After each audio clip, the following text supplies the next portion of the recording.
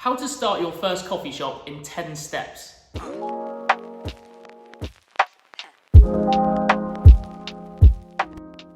1. Why? So you want to open a coffee shop, but why? Is it to get out of the rat race and quit your 9 to 5? Is it to make loads of money? Is it because you know this is your calling and hospitality and coffee has been a passion for life? Once you figure out that reason why, make sure it's the right one. There's a lot of people who get into this game for the wrong reasons and they fail. If I use myself as an example, I started a coffee shop because I wanted a unit where I could store some other things, and I wanted to use the coffee shop element to pay the bills and the rent of that unit. Things snowballed, and as things progressed, it turned into a much bigger project. Once we sat down again and got our clear vision as to why we were doing this, we never took our eyes off that vision. So things can change as you progress. 2, now you've figured out why you want to open a coffee shop, you want to figure out what kind of coffee shop that's going to be. Will it be a local hub for the community? Will it be a hole in the wall at a station? Will it be known for its food? Will it be a greasy spoon? Will it be just focused on coffee? Once you know exactly the kind of establishment you want to open, you can then start comparing yourself to the competition and figuring out how you're going to stand out. For example, we opened directly next door to a greasy spoon, who also serve coffee. We knew that our clientele was so much different because we're a specialty coffee shop and they're known as a greasy spoon, that we'd never conflict and our audience very rarely crosses over. So when we took on that lease, we didn't even consider it a risk and we really get along with those neighbours. If we tried to open directly next door to a specialty coffee shop, it would have been carnage. 3, what makes you different? Our coffee shop is focused on high quality specialty coffee, but so are a million others in London. Our differentiator is that we do butter coffees, aka bulletproof or keto coffees. Now in sales terms, our keto coffees probably make up less than 2% of our gross sales.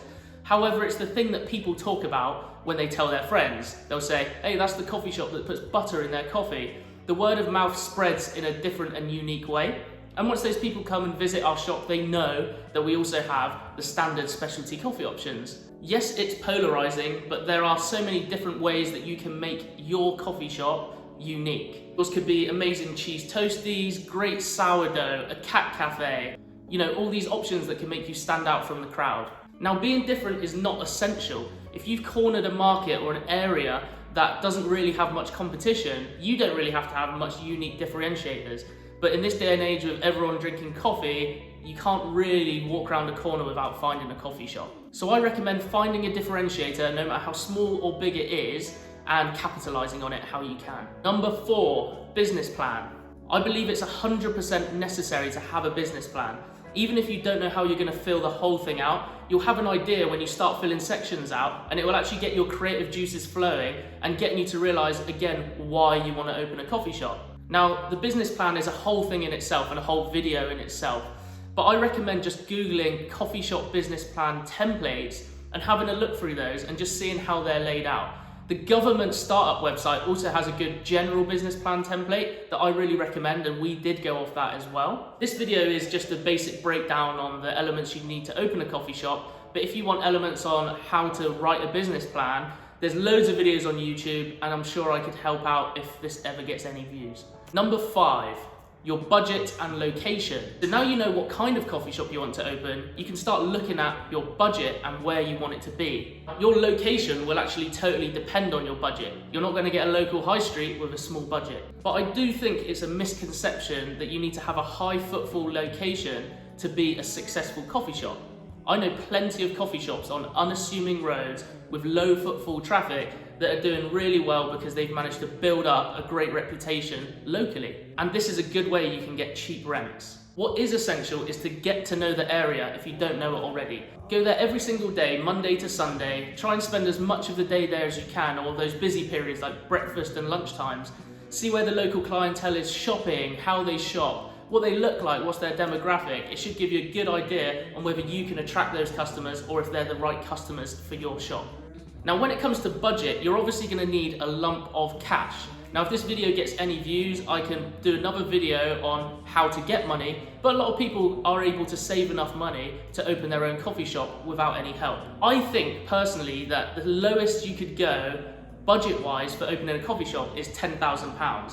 but I've seen people fit out a coffee shop for £100,000. But when you think of a budget like £100,000, just think how long it's going to take to make that money back, especially depending on location. You know, if you're on Oxford Street, yeah, you might make that back very quickly, but then you're going to be paying extortionate rent. So find a happy medium, figure out what is best for you. And when setting your budget, always add a contingency, because chances are you're going to go over budget. Number 6, setting up a company. In order to take on a commercial lease, you're likely going to want to set up a company. There's a few different kinds of ways you can do this. You could be a sole trader, you could be a limited company, partnership.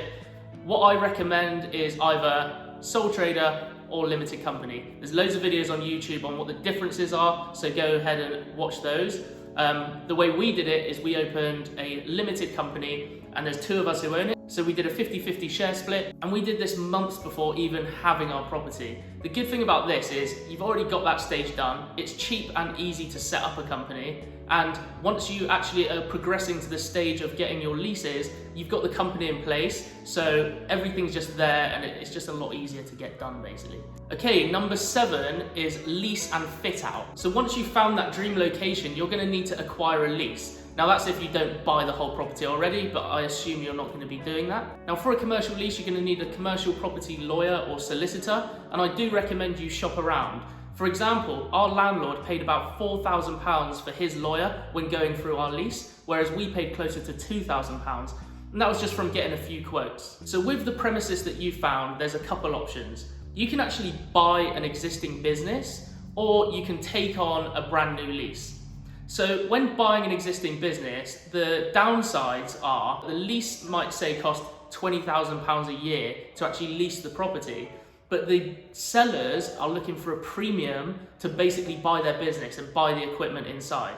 So on that 20k a year lease, they might ask for 70k just to buy the goodwill off them. The problem here is you're probably going to want to change every single thing about that business. You're going to want to change the layout, the furniture, the interior, the branding, the name. So essentially, you're not really buying much of that business.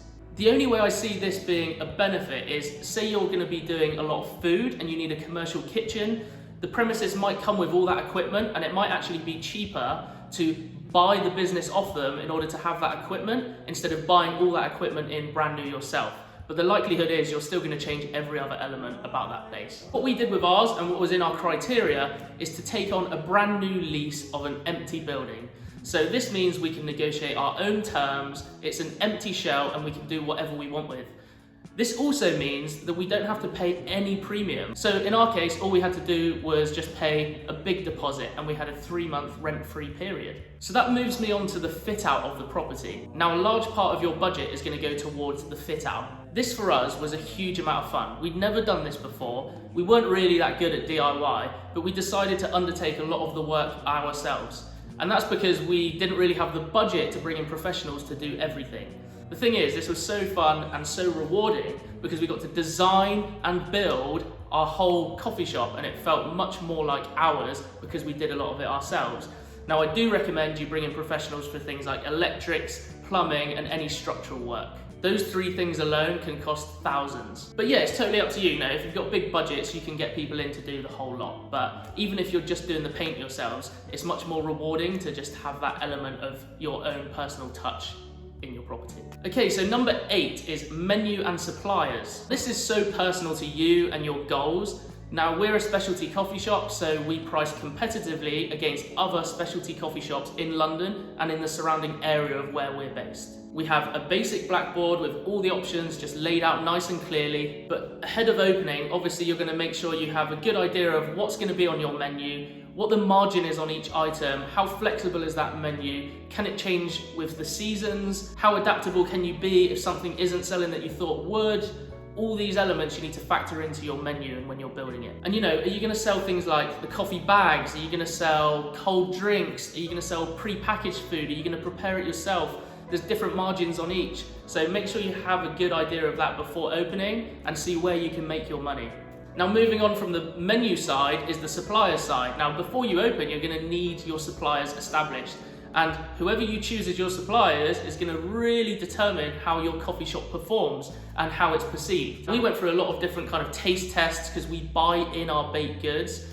We tested a lot of different companies to see which was our favorite, and some were way better than others. Some of the items you're going to consider needing suppliers for are coffee, equipment, food, drink, retail items, insurance, utilities, all that sort of stuff. These are all suppliers you're going to need to consider before opening your coffee shop. And just remember, this is such an important part. People just trying to croissant there, and if they don't like it, they might write off your entire coffee shop. So you need to make every single element of it most relevant to the type of business you're going to open. Okay, so number 9 is accounting and finance. It is essential to have your finances in order throughout this whole journey.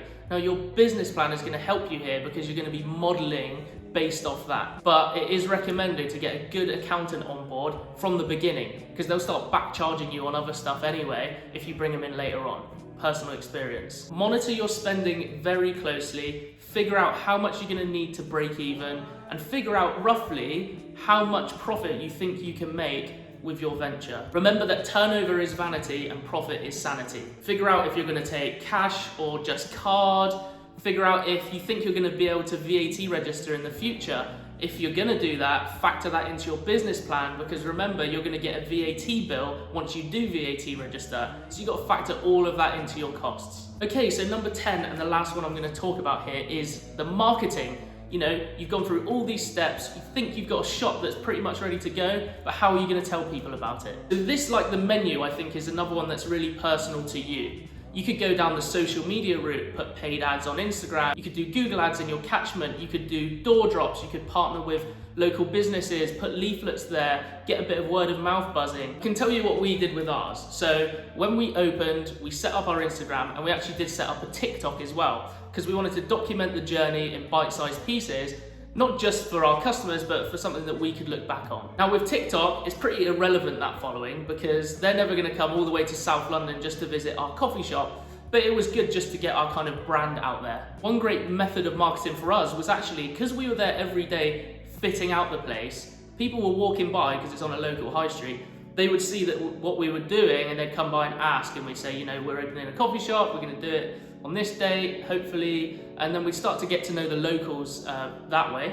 So that alone was creating a bit of a buzz. Those people who are walking past start telling their neighbours, start telling their friends. The neighbours have WhatsApp channels where they all talk about the latest gossip in the area, so that was helping us. But when it came to official paid marketing, we did zero. Not that that's the right thing to do, but instead we decided, so we opened on a Friday, and we opened the doors, and we just said free coffee all day today. That first day we gave out over 300 coffees, and the buzz was unbelievable.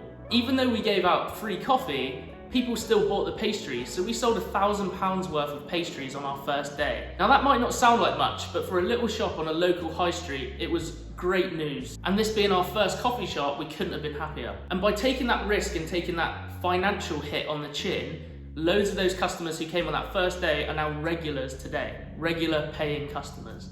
So what you decide will totally depend on the area you're in and the kind of vibe you're going for. And there you go, you've opened your first coffee shop. I'm gonna leave it there because I don't want this video to be 1 billion hours long. If anyone ever watches this video and wants more, because I can go into depth on each one of those steps, and there's plenty more steps that I didn't go through, but these are the top line ones that you need to know about. You know, comment or like or whatever you do here. There is so much more to this, and this is just really top line stuff on the fundamentals I think you need to open your first coffee shop. This is skewed to the UK, but I think the fundamentals would resonate internationally. And if anyone actually watches this video and wants me to delve into more subjects, I'm more than happy to do so. If you want to follow our progress, you can follow our Instagram at ButterUpCoffee or our TikTok at ButterUpCoffee, where I post fairly regularly, more like business coffee shop tips, and some great materials that can really help you open in your first coffee shop. There's a book called Wake Up and Smell the Profit. You can get it on Amazon. I'll see if I can link it here. And there's actually a TV show that really inspired me to open up my own establishment, and it was called The Restaurant Man. Specifically the episode on a burger restaurant called Seven Bone in Southampton. I'll see if I can find a link to it and link it in the description below. But that's a really good show to watch when you're thinking about opening your own, cafe or restaurant. and especially if you're going to do it as a partnership, because it is really interesting seeing how these guys approached it. But that's it from me. Thanks for watching and have a good one.